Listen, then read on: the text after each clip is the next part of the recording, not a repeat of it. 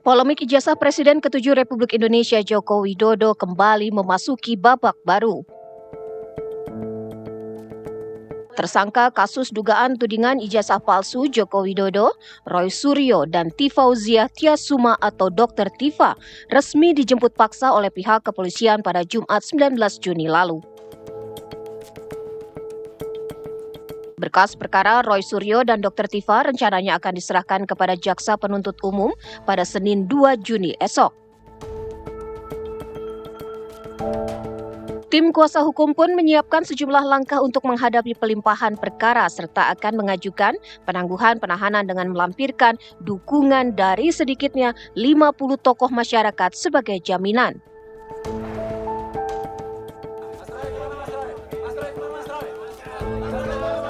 Sementara itu, kondisi kesehatan Roy Suryo dan Dr. Tifa yang tengah dirawat di Rumah Sakit Polri juga menjadi perhatian. Hasil pemeriksaan awal mengungkapkan adanya penyakit bawaan yang memerlukan penanganan medis khusus. Sehingga penahanan di ruang tahanan dianggap tidak memenuhi standar kemanusiaan. Dengan penyerahan berkas ke kejaksaan yang tinggal menunggu hitungan jam, apakah permohonan penangguhan penahanan akan dikabulkan?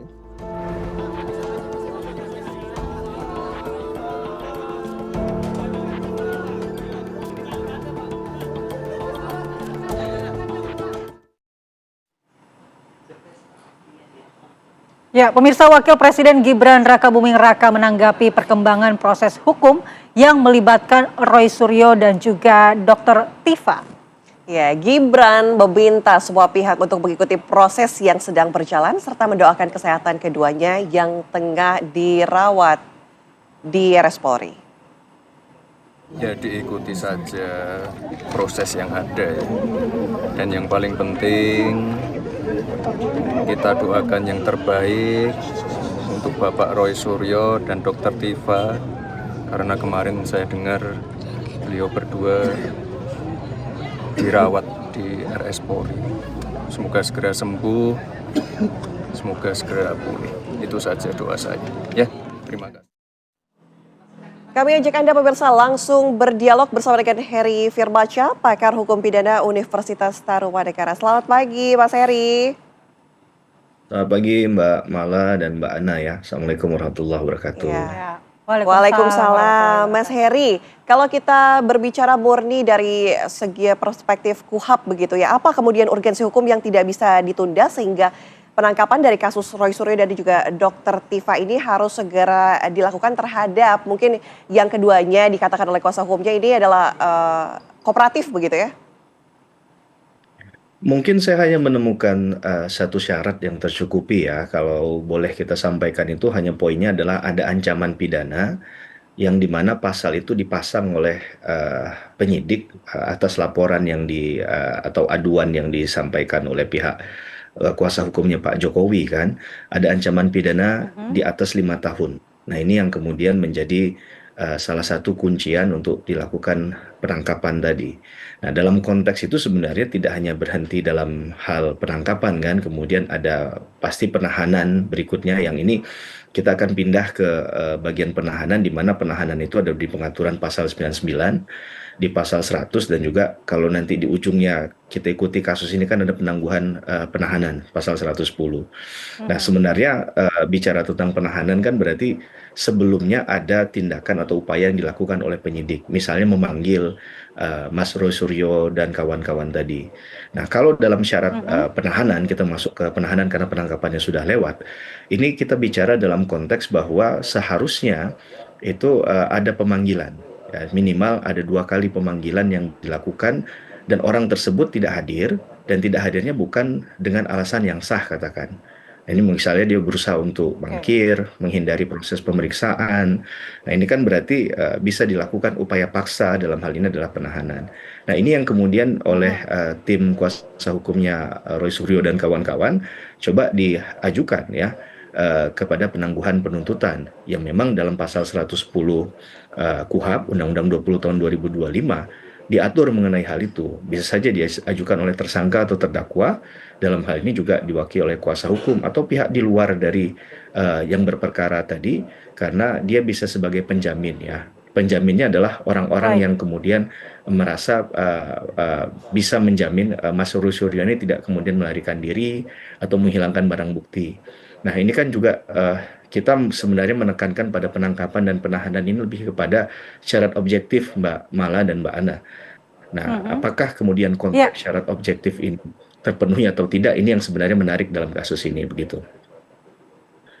iya. Lalu seperti apa syarat objektif yang harusnya terpenuhi, Mas Heri, sehingga bisa dilakukan penahanan dan apakah dengan kooperatif menghadiri pemanggilan dan juga ada jaminan dari tokoh-tokoh tertentu ini bisa otomatis dikabulkan penangguhan penahanannya?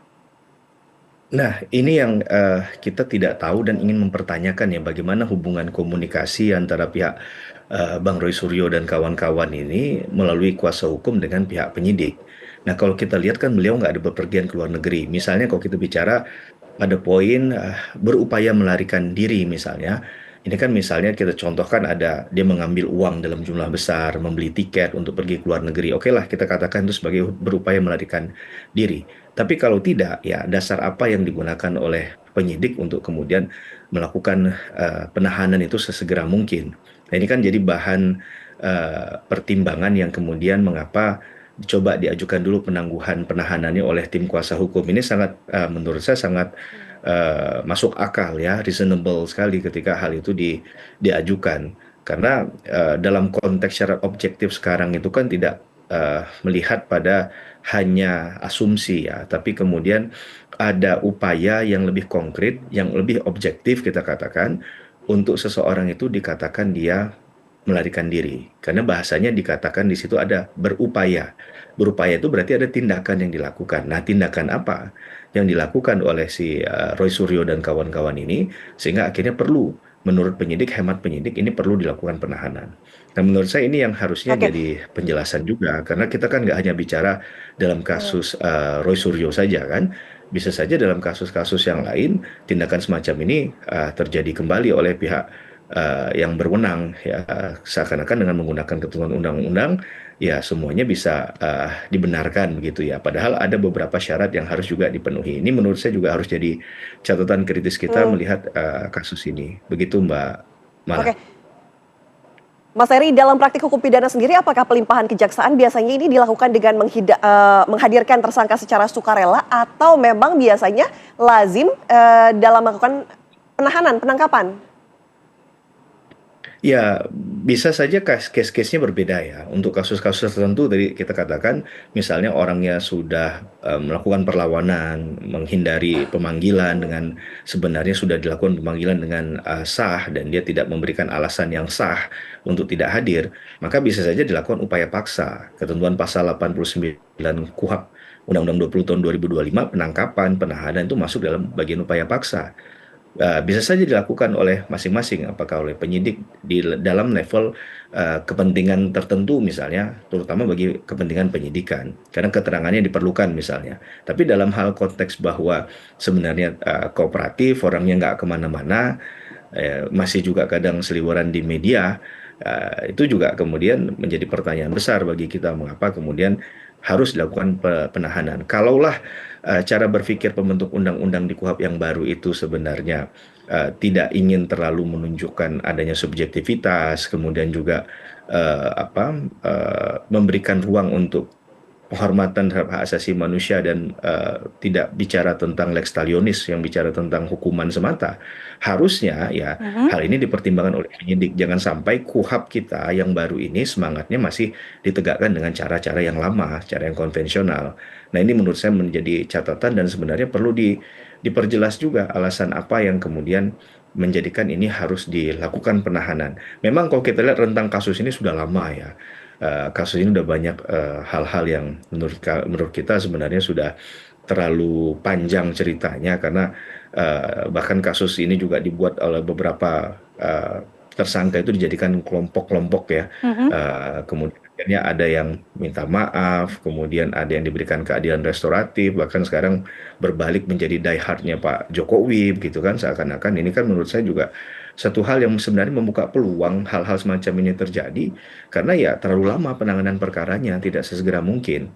Karena kan pasal tentang yang diajukan misal 310, 311 dan Undang-Undang ITE, masalah fitnah, pencemaran nama baik itu kan sebenarnya hal-hal yang sering dialami oleh penyidik apalagi di Baik. kota besar seperti Jakarta ya. Ini tentunya bukan hal yang menurut saya agak sulit sampai berjilid-jilid dan panjang untuk kemudian segera ditangani sehingga memberikan kepastian hukum Ya. dari awal gitu. Ya, Mas Heri, ini terkait dengan keberadaan saat ini Roy Suryo dan juga Dr. Tifa di RS Polri karena menjalani pemeriksaan kesehatan dan akhirnya harus dirawat inap berdasarkan rekomendasi dokter. Dalam prosedur hukum pidana ini emang apakah diperlukan pemeriksaan kesehatan seorang atau tersangka yang akan dilimpahkan berkasnya ke kejaksaan, Mas Heri? Ya, sebagai bentuk sekali lagi penghargaan penghormatan hak asasi manusia, tentu orang tersebut boleh saja ya mengajukan hal tadi ya. Tapi tentu ini juga harus diuji. Ya, diujinya mungkin dengan yang paling dekat adalah di mana tempat dia ditahan, ada nggak fasilitas kesehatan di sana. Nah, kalau memang dia perlu rujukan, ada pembantaran misalnya bahasa hukumnya, ya sah-sah saja dilakukan karena kesehatan kan lebih utama ya dalam proses hukum ini. Ya jangan sampai kemudian terjadi hal-hal yang tidak diinginkan. Sekali lagi kita meng-highlight hal-hal semacam ini bukan hanya untuk kasusnya Roy Suryo dan Tifa ya, tapi juga untuk seluruh kasus yang terjadi dalam proses peradilan pidana. Karena ini kan masih asumsi, pembuktiannya juga belum ada putusan yang menyatakan bahwa Roy Suryo itu bersalah misalnya. Dalam konteks bahwa orang masuk ke lapas saja sudah disebut narapidana, Mbak Mala dan Mbak Ana, mereka juga masih Mhm. punya hak asasi, termasuk tadi mendapatkan fasilitas Oke. kesehatan.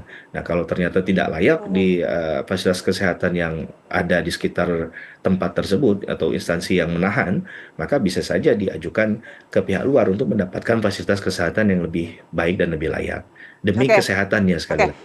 Begitu. Mas Heri, kalau kita lihat dalam kasus Roy Tifa ini, apakah kemudian berpotensi menimbulkan perspektif seperti pengadilan atau diadili dulu, hukuman dulu sebelum adanya putusan pengadilan begitu? Punishment before conviction?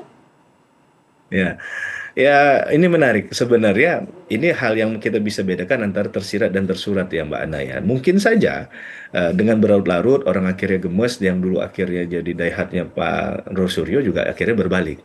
Ya dengan melihat bahwa ternyata sudah cukup lama ini kasus, berarti sudah cukup bukti. Maka proses berikutnya akan menjadi halal seakan-akan kan begitu. Nah, ini juga jadi bentuk penghakiman dalam tanda petik yang mungkin dimaksud tadi dalam pertanyaan itu ya. Tapi sekali lagi sebenarnya rasio legis dalam menjalankan satu tindakan upaya hukum yang dilakukan walaupun itu lewat kendali undang-undang itu tentunya harus dengan memenuhi persyaratan. Maka tadi saya katakan membaca penangkapannya nggak berhenti di penangkapan, ada penahanan berikutnya. Karena pasti tujuannya berikutnya nggak hanya berhenti di penangkapan kan, pasti ada proses penahanan. Maka baca kemudian pasal 99-nya 100 sampai pada 110 untuk penangguhan penuntutan. Sehingga melihat kasus ini menjadi penilaian yang secara objektif tadi. Jangan sampai kalimatnya objektif, tapi dalam pelaksanaannya masih ditemukan banyak big question mark tadi apakah ini sudah memenuhi syarat objektif atau tidak. Apakah sudah dilakukan pemanggilan minimal itu kan kepada mereka Hmm, ini bahkan syaratnya 2 kali di situ. Nah, sudah belum dipenuhi. Kalau baik. ternyata sudah dan ternyata orangnya tidak mau hadir bahkan berhalangan hadir dengan alasan yang nggak sah, ya silahkan, monggo saja dilakukan upaya paksa. Tapi syaratnya Baik. terpenuhi dulu. Menurut saya sebagai syarat formal ini harus diperhatikan. Begitu Mbak Ana dan Mbak Mala. Baik, terima kasih Mas Heri Firmansyah waktunya di Apa Kabar Indonesia Pagi. Dan selamat beraktivitas kembali, sehat selalu Mas Heri. Terima kasih Mbak Ana dan Mbak Mala atas undangannya.